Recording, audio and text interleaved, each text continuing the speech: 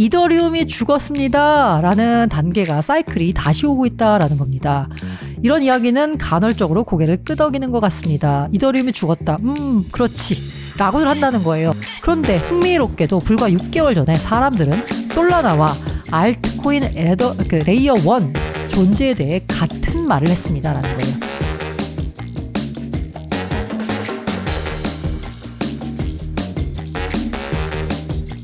알고라닌 미국, 조롱이 극에 달했다. 이더리움 바닥 신호인가? 피트, 솔라나, 언제까지 솔라나? 촬영 시각은 12월 22일 낮 12시 40분입니다. 자, 플랜 B가요. 비트코인 현물 ETF로 자금이 유입된다 라면서 알트코인 시즌 없을 거다라고 전망해놨습니다. 이게 봤더니 모든 신규 자금이 보니까 특히 이제 신규 자금 같은 경우에 비트 ETF를 대비한 자금이다라고 하면 기관 쪽 자금들이 많잖아요. 그게 다 현물 기관 쪽이다 보니까 비트코인으로만 들어온다는 거예요. 비트코인 현물 ETF로 유입될 수밖에 없는 이유가 기관이 투자할 수 있는 투자 적격 자산의 ETF가 있기 때문에 그러니까 지금 알트 같은 경우에 ETF 없잖아요. 근데 비트코인 ETF 나오면 새로로 신규로 유입되는 자금은 비트코인으로 되기 때문에 알트코인은 안 될 거야. 라고 했는데 솔라나 가격을 보시죠. 이게 실화인가요? $90선 회복했다라고 하는데 캡처 뜰 때 보니까 거의 $100까지 가까이 갔고요. 이게 보니까 언제냐? 22년 5월 5일 이후 처음입니다. 이때가 언제나요? 네, 바로 테라 사태가 터졌던 그 즈음 솔라나 확 밀리면서 다 밀렸다가 계속 밀리다가 지금 회복을 했습니다. 자, 이거 한번 올 들어서 900% 올랐어요. 제가 일봉으로 해가지고 한번 올 들어서 봤습니다. 와, 사실 뭐 그냥 저냥 이랬어요. 그러다 갑자기 10월부터 무섭게 오르기 시작하더니 와, 지금 현재 $100 근처까지 왔습니다.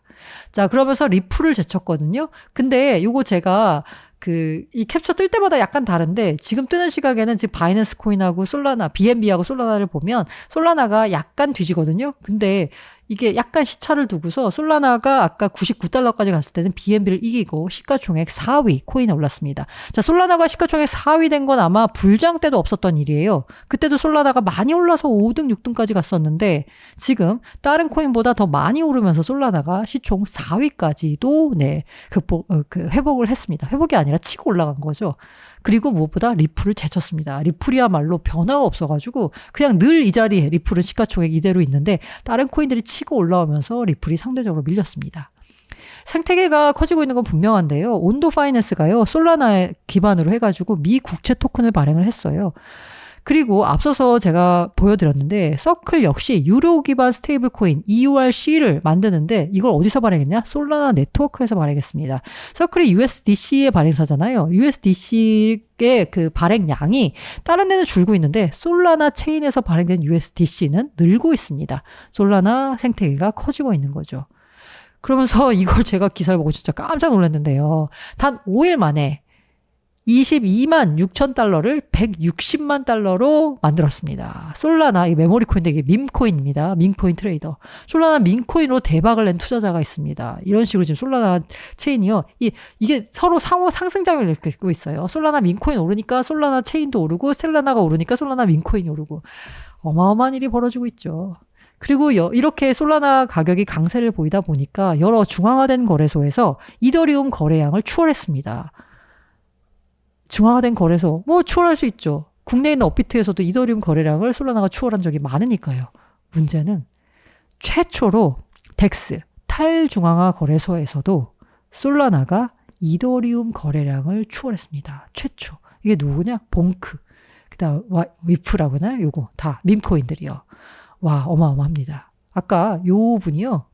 도구 위햇이라는 요 밈코인 WIF 가지고 엄청나게 대박을 올렸습니다. 게다가 솔라나 같은 경우에 요즘 메타라고 아까 말씀드린 인스크립션 이것도 엮여 있습니다. 안 엮인 게 없어요. 그리고 사실 블룸버그가 오늘 이제 솔라나 왜 이렇게 잘 나가라고 분석 기사를 냈습니다. 사실 솔라나는 저는 개인적으로는 FTX 붕괴와 함께 망할 줄 알았습니다. 그런데 이게 무섭게 부활한 거예요. 블룸버그가 SBF의 오래된 인기 상품이 암호화폐의 차세대 대세가 되다라는 제목을 냈습니다. 그러면서 솔라나가 왜 오르는지 이유를 분석을 했거든요. 작년 12월 이후에 거의 800%, 지금 900% 상승했고요. 22년도에는 94% 폭락했는데 부활한 거죠. 왜 도대체 올랐을까? 위험과 추측에 기반합니다. 이게 뭐예요? 모르겠다라는 거예요. 그래서 요 기사에 나온 상승의 이유를 제가 그냥 대략 정리를 해봤는데요. 이 기사에서도 이 정확하게 상승 이유가 뭔지 모른다. 추측에 기반한다라고 했어요. 어쨌든 왜 올랐을까를 분석해봤더니 일단 개의해. 이게 뭐냐? 솔라나 민코인 봉크 어마어마하게 올랐습니다. 봉크 신드롬이 일 정도였고요. 그리고 도지, 시바 이누에 이어 이 봉크가 세 번째 민코인, 시가총액 세 번째 민코인 지위에 올랐습니다. 이 봉크 플레임이요. 봉크 시바래요. 여기 개의해라고 했는데 솔라나 역시 개판으로 해가지고 민코인을 만들었습니다. 이게 인기를 끌었다. 그러면서 아까 말씀드린 민코인의 상승 그리고 그 기반 체인의 상승. 기반 체인 오르니까 다시 민코인 오르고 이런 상승 효과를 일으켰다라는 겁니다. 이 두 번째가 NFT의 부활입니다. 사실 솔라나 같은 경우에 아마 체인 트랜잭션 이렇게 보신 분들은 아시겠지만 와 수수료 진짜 쌉니다. 엄청 빨라요. 빠르고 싼 체인의 장점을 발휘해서 NFT의 메인 체인으로 부상했습니다. 최근에는 뭔가 이더리움 NFT 발행량 거래량도 넘어섰고요. 특히 솔라나 NFT 마켓플레이스 가운데 텐서라는 곳이 있대요. 여기가 엄청나게 거래량을 활발하게 일으키면서 NFT로 부활했습니다. 세 번째가 체인 자체 업그레이드라는 겁니다. 자, 싸고 빠르면 뭐해? 트랜잭션 몰리면 솔라나는 어때요? 이더리움은 체인이 몰리면 느려져요. 하지만 뻗지는 않아. 근데 솔라나는 어때요? 트랜잭션이 몰리면 뻗습니다. 뻗는 게 한두 번이 아니었어요. 그런데 이런 문제를 인식하고 솔라나 개발자들이 체인을 업그레이드 했다라고 합니다. 그래서 거래가 몰리면서 체인이 뻗는 고질적인 문제가 있었는데 주요 업그레이드를 통해서 이제는 체인 중단 문제가 해결됐다라고 합니다. 지난 2월 이후에 실제로 네트워크 사고가 단 한 번도 없었어요. 이렇게 트랜잭션이 몰리면 뻗을 뻗도 한데 안 뻗었다라는 거죠. 그 네 번째가 이거는 모든 코인에 해당하는 건데요. 매크로 호재다라고 합니다. 연준의 금리 인하 가능성이 늘면서요. 위험 자산에 돈이 몰렸고 그 위험 자산에 돈이 몰리는 정도가 좀 더 강해졌다라고 해야 되나요? 비트코인뿐만 아니라 솔라나 같은 알트코인까지 그 수혜를 받게 됐다라는 분석을 내놨습니다. 게다가 메사리 애널리스트를 보니까 메사리가 매년 이제 보고서를 내잖아요. 그 보고서에 보면은 각자의 애널리스트들이 어떤 코인을 들고 있는지를 표시하게 돼 있습니다. 거기서 보니까 솔라나 토큰을 많이 들고 있어요. 그리고 솔라나 토큰이 강세를 보일 거다라고 전망을 했습니다. 사실 메사리가 여기 리포트가 쪽집게로 유명하거든요. 제가 나중에 24년 전망 리포트를 따로 정리해 드릴 텐데 일단 러프하게 보자면 메사리 애널리스트의 픽을 받았습니다. 메사리 애널리스트들이 솔라나 유망할 거다. 비트코인 유망하다. AI 관련 유망하다. 이거는 뭐 너무 당연한 거죠. 그런데 이더가 아닌 소울을 꼽았습니다. 반면 이더리움 가격 연초 이후거든요. 1150달러에서 2200달러 갔다. 나쁘지 않죠? 라고 말하기에는 비트 대비 가격으로 보실까요? 제가 이 하반기만 본 건데 쭉 떨어졌습니다. 오르질 않아. 계속 떨어지고 있습니다. 솔라나 대비로 볼까요? 처참합니다. 이게 솔라나 가격과 이더리움 가격 대비 솔라나 가격이거든요. 솔라나 가격이 이렇게 올랐다는 얘기는 뭐예요? 이더 가격이 상대적으로 더 떨어졌다라는 거죠. 어마어마합니다. 지금 연초에는 얼마야? 0.008이었거든요. 근데 0.04가 됐어. 이게 몇 배 오른 거야? 네. 20배 오른 건가요? 네. 놀랍습니다. 솔라나 비교하면 더 처참한 가격 상황을 보여주고 있습니다. 이 수수료 전체는요, 아직 연초 수준도 회복하지 못했을 정도라고 해요. 근데 수수료 자체만 놓고 보잖아요, 트랜잭션당?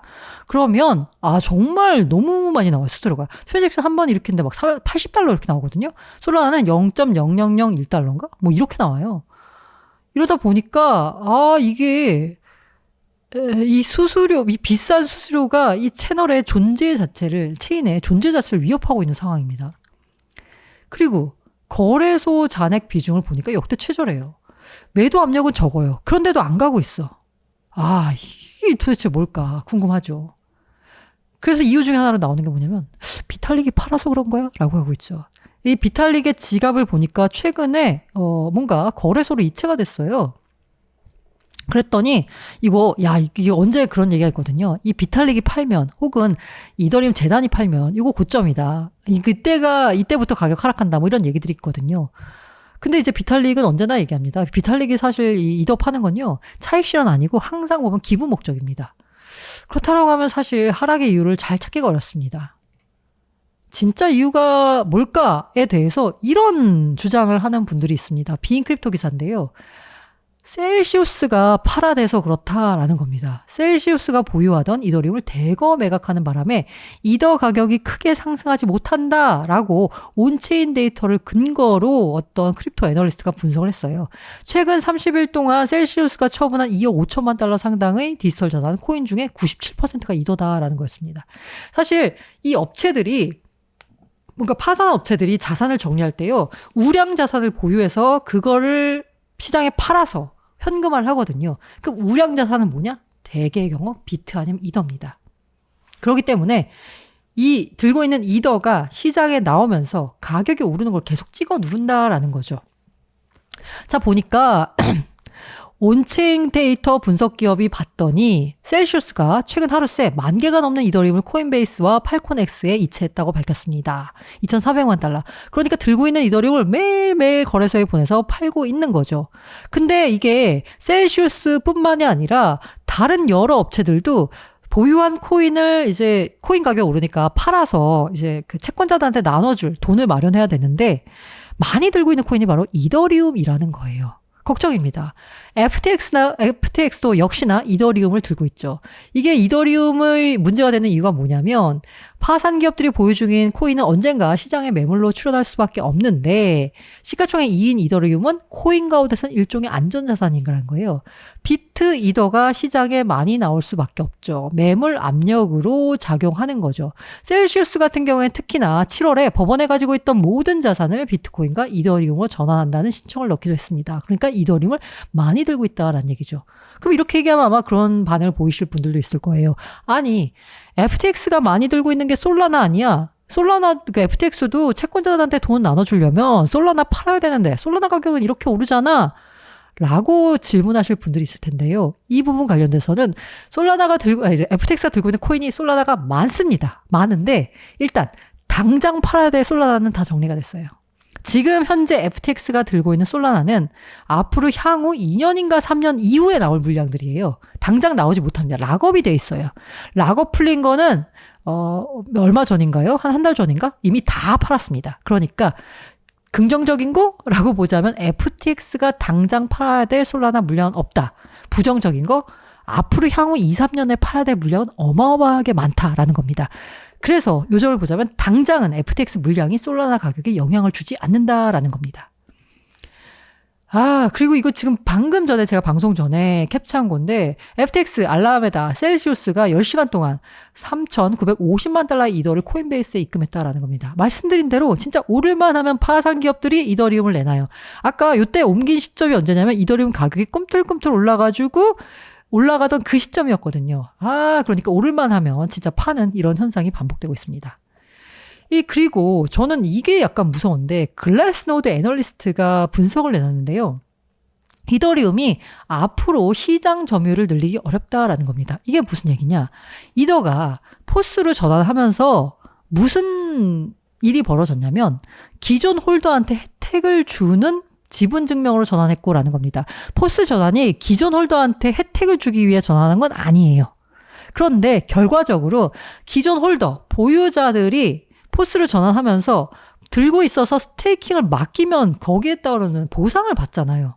그러니까 이게 포스 전환이 기존 보유자들한테는 혜택이 되는 겁니다. 이 과정에서 기술적인 부채와 부담을 떠안았다라는 겁니다. 그러니까 뭔가를 이더리움이 업그레이드를 하거나 시도를 하려고 하면 기존의 이더리움을 들고 있는 사람들이 너무 많아. 이 규모가 너무 어마어마하게 커요. 그러니까 뭐예요? 어떤 시도를 하기가 어렵습니다. 이거 시도했다가 이게 망하면 어떻게 되나요? 와, 이거 그러면 이 이더를 들고 있는 이 어마어마한 자산이 날아가는 거잖아요. 그러니까 새로운 시도가 어렵습니다. 그래서 그때 이미 POW에서 작업증명에서 지분증명으로 전환하는 이 과정을 어떤 분이 표현했는데 뭐라고 표현했냐면 비행기가 날아가고 있는데 날아가고 있는 상태에서 엔진을 교체하는 거라고 표현했어요. 그 정도로 어려운 거예요. 그러다 보니까 포스 전환이 엄청나게 오래 걸린 거거든요. 그러다 보니까 뭔가 새로운 시도도 어렵고 새로운 아이디어를 접목하기도 어려운데 반면 경쟁자들은 새로운 자본과 참신한 아이디어로 가득하다라는 겁니다.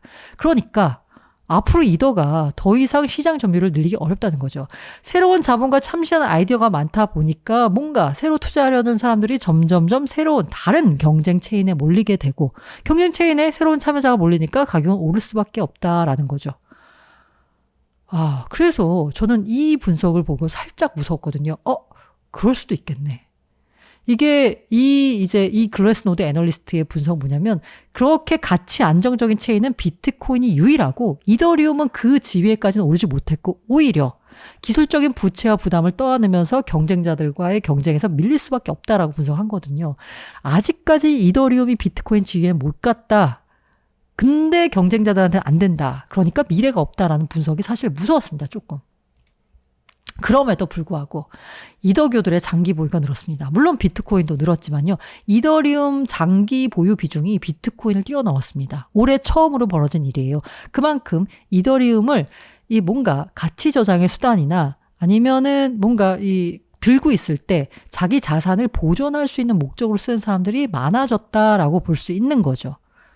저도 그딴 그렇게 생각하고요. 물론 글래스노드 애널리스트는 그렇게 생각하지 않기 때문에 이더리움의 미래가 없다라고 본 거고요. 저는 이더리움의 미래가 있다라고 보는 사람인데 그 이유 중에 하나는 뭐냐면 이게 어쨌든 가장 많은 개발자가 몰려있고 가장 많은 기술적인 업그레이드가 이루어지는 체인이 저는 이더리움이라고 생각합니다. 실제로 2월 말에 메인넷인 덴쿤 하드포크가 적용이 된다라고 합니다. 업그레이드는 계속되고 있고요. 개발자들 저는 믿고 있고요. 덴쿤 하드포크에서 벌어지는 일이 뭐냐? 확장성 업그레이드를 위한 EIP4844 프로토 댕크 샤딩이 이루어지는데 이것과 가스 수수료 최적화와 네트워크 보안 개선 등 다수 업데이트를 포함한 대규모 업그레이드다라고 했는데 저는 이 부분이 있어요. 가스 수수료 최적화. 사실 포스가 되면서 가스비가 좀 낮아지는가 싶었거든요. 근데 다시 올라왔어요. 지금 레이어 2 가스비도 만만치 않아요. 그런데 덴쿤 하드포크가 이루어지면 가스비가 그야말로 낮아질 수 있다라는 겁니다. 이렇게 되면 체인을 이용하는데 부담이 없어지잖아요. 그렇게 부담이 없어지면 체인이 더 활성화가 더 많이 될 테고 더 여러 가지 시도들이 이루어질 겁니다. 그러면 이더리움 가격도 오르겠죠. 그리고 이건 약간 인간 지표입니다. 이게 마일스 대처라고 하고 있는 되게 유명한 크립토 뭐라고 해야 되나 인플루언서거든요. 이분이 이런 포스팅을 올렸더라고요. 이더리움이 죽었습니다. 라는 단계가 사이클이 다시 오고 있다라는 겁니다. 이런 이야기는 간헐적으로 고개를 끄덕이는 것 같습니다. 이더리움이 죽었다. 그렇지. 라고들 한다는 거예요. 보통 이더가 느린 가격으로 움직일 때 다른 거 다 오르는데 이더리움 안 오르니까 그래 이더 죽었지. 라고 하는 겁니다. 그런데 흥미롭게도 불과 6개월 전에 사람들은 솔라나와 알트코인 레이어 1 존재에 대해 같은 말을 했습니다. 라는 거예요. 야, 그때 6개월 전만 해도요. 이더리움과 레이어 2가 씹어먹을 것 같았죠. 네, 야, 다른 알트 다 필요 없어. 이른바 그 모듈러 체인, 이더리움이 강세를 보이고 있고 그에 따른 레이어 2들 간의 경쟁이 막 치열화되고 이것에만 집중했었어요. 다른 레이어 1은 다 죽었다 그랬어요. 그런데 지금은 어때요? 이더리움 죽었다라는 얘기가 나오고 있습니다. 그러면서 이 사람 하는 얘기가 뭐냐? 이더리움은 여전히 다음이 있음을 잊지 마세요라고 했어요. 최대 규모의 개발자 생태계. 저도 역시 좋아하는 부분이죠. 지금까지 가장 많은 자금 지원. 그렇죠. 다가온 현물 ETF. 그렇습니다. 내년 5월입니다. 비트코인 이외에 다른 암호화폐 없는 제도적 신뢰성. 이게 현물 ETF에 있다는 얘기는 뭐예요? 제도적인 신뢰성이 있다라고 볼 수 있다는 거죠. 최다 사용자 TVL 트랜잭션입니다. 제가 아까 덱스에서 탈중앙거래소 솔라나의 거래량이 이더리움을 추월했다라고 하는데 그때 뭐라고 했나? 최초로. 사상 처음이라고 했죠. 여전히 이더리움이 많습니다. 하루 그렇게 추월했던 거예요. 대부분의 다른 블록체인에 비해 뛰어난 분산화 보안, 탈중앙화하면 이더리움만한 게 없죠. 보안 역시 뭔가 더 강하고요. 그러다 보니까 사실 네트워크 수수료가 비싼 면이 없잖아 있고요. 그리고 강력한 디플레이션 메커니즘. 솔라나 같은 경우에 제가 일전에 솔라나 관련해서 브리핑을 드리면서 이게 일평균 몇백만 달러의 솔라나가 계속 풀린다라는 말씀을 드렸잖아요. 그런데 이더리움은 포스 전환 이후에 이더리움 2.0 이후에 가스비를 새로 발행되는 이더리움을 소각하는 데 쓰잖아요. 그러다 보니까 소각되는 이더리움과 발행되는 이더리움 간의 역전이 나면서 디플레이션 화폐로 전환이 됐습니다. 물론 때때로 가스비가 좀 적을 때는 여전히 인플레이션 상황이지만 최근 들어서 다시 디플레가 됐고요. 이 디플레 상황, 트랜잭션이 더 활성화가 되면 디플레 상황은 더 깊어질 거죠. 그 얘기는 뭐예요? 공급이 주니까 어때요? 가격은 오를 수밖에 없는 거죠. 자, 그러면서 이 사람이 자기 얘기했어요. 이 내용은 솔과 다양한 대체 레이어 1, 레이어 2 솔루션을 소유한 사람이 작성하십니다. 얘가 자기 솔라나도 있고 이더리움도 있고 뭐 여러 가지 레이어는 다 있는데 하여간 이렇게 생각한다라고 쓴 거예요. 자, 조롱이 극에 달한 지금이 바닥일까? 라는 생각이 들면서 최근 제가 외신 많이 본다라고 했잖아요. 외신에 야, 이더리움 앞으로 오를 거야 이런 얘기가 지금 속속 눈에 보이고 있습니다. 사실 이런 얘기 진짜 없었거든요. 제가 솔라나 얘기하면서 외신에 솔라나 얘기 많이 보인다라는 말씀 드렸잖아요. 실제로 그리고 가격이 올랐고요. 지금 최근 들어서 이더리움 바닥이야, 이더리움 앞으로 오를 거야 이런 얘기가 속속 많이 보이고 있습니다. 자, 제가 갖고 온 기사는요. 이더리움 가격이 주요 패턴을 벗어난 후 3,500달러까지 치솟을 수 있다라고 암호화폐 분석가가 말한대요. 이 가장 최근 유명한 암호화폐 그 애널리스트가 야, 3,500달러까지 갈 수 있어. 알리 마르티네즈라고 했는데 이건 뭐 기술적 분석을 보니까 야, 3,500달러까지 오를 수 있어. 라고 얘기했어요. 그러니까 지금 지지부진한 건 도약을 위한 움츠림이 아닐까라고 생각해 볼 수 있고요. 그리고 제가 긍정론이 많아졌다라 말씀드렸는데 24년 1월에 괴물 같은 움직임에 대비하고 있을까요? 라고 하면서 이더리움 강세, 이더리움이 2,400달러 저항을 돌파하면서 확실하게 오를 거다라고 하고 있습니다. 이 사람이 뭐 그 사살이라는 사람이 올렸는데 이 사람이 보니까 여러 가지로 펀더멘탈적으로 이더리움이 강하다라는 거예요. 그러면서 네트워크가 업그레이드 중이다라는 걸 약간 그 펀더멘탈 측면의 강세 이유로 들었습니다. 아까 말씀드린 댕쿤 업그레이드. 네. 댕쿤 업그레이드 맞죠? 네, 댕쿤 하드포크 이걸 들었습니다. 24년 1월엔 가격이 더 높아질까요? 라고 이제 얘기한 거죠. 메인넷의 가벌을 완화하기 위해 아비트러즈가 오피리저 같은 레이어 2 확장 옵션을 연구해왔고 이제 여러 가지 성능을 계속 이제 업그레이드 시켰다라는 거죠. 그러면서 어떤 또 다른 그 X 이용자가 뭐라고 했냐면 야, 역사적으로 봤을 때 이더리움은 12월과 1월의 강세였어. 괴물 같은 달이었다라고 얘기했거든요. 그러니까 이더리움을 기대해 봐야 돼. 그러면서 이는 이더리움 가격이 일부 밈코인처럼 세 자릿수 상승력을 기록하거나 솔라나를 능가하지 못하더라도 향후 몇 달 안에 상당한 가격 상승을 보일 수 있음을 시사합니다라고 했어요. 제가 말씀드렸죠. 갑자기 긍정론이 많아졌습니다. 뭔가 조랑이 극에 달한 지금이 혹시 이더리움의 바닥은 아닐까요? 저는 참고로 이더리움을 가장 많이 보유하고 있고요. 모든 투자 판단과 그에 대한 투자 결과는 투자자 본인의 책임입니다.